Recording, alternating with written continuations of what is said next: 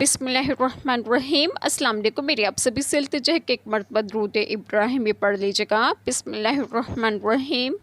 اللہم صلی علی محمد وعلی آل محمد کما صلیت علی ابراہیم وعلی آل ابراہیم انک حمید مجید۔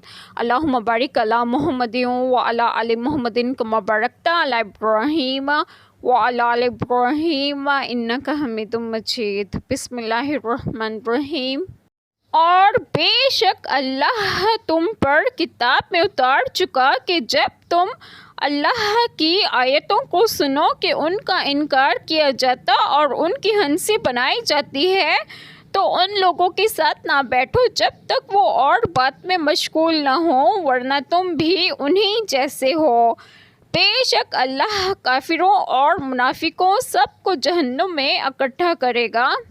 بسم اللہ الرحمن الرحیم۔ آج جو بات آپ لوگوں سے ڈسکس کروں گی وہ یہ ہے کہ اس آیت کریمہ میں ہے اور بے شک اللہ تعالیٰ تم پر کتاب یعنی قرآن پاک میں اتار چکا کہ جب تم اللہ تعالیٰ کی آیتوں کو سنو کہ ان کا انکار کیا جاتا ہے اور ان کی ہنسی بنائی جاتی ہے تو ان لوگوں کے ساتھ نہ بیٹھو جب تک وہ اور بات میں مشغول نہ ہوں۔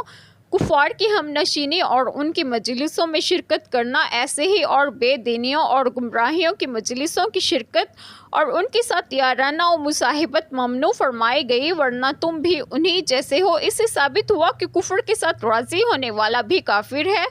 چنانچہ اگر کسی کے دل میں اپنے دین و مذہب کے بارے میں غیرت و حمیت نہیں ہے اور وہ ایسی محفلوں میں بیٹھ کر اپنے دین و مذہب کا مذاق اڑانا سن سکتا ہے تو ایسے لوگ اپنے دین و مذہب سے الگ ہو کر کافروں کے ساتھ جا ملے، اور اللہ تعالیٰ منافقین اور کافروں کو سب کو جہنم میں اکٹھا کریں گے، اور ایسے لوگوں کا ٹھکانہ جہنم ہے جو کہ بہت بری جگہ ہے۔ اللہ تعالیٰ ہم سب کے تمام گناہوں کو معاف فرمائیں اور ہمیں صراط مستقیم کی راہ پر گامزن کریں، اور آپ سب کو آپ کے گھروں میں خوش و خرم رکھیں اور صحت و تندرستگی بھی دیں۔ آمین۔ جزاک اللہ خیر۔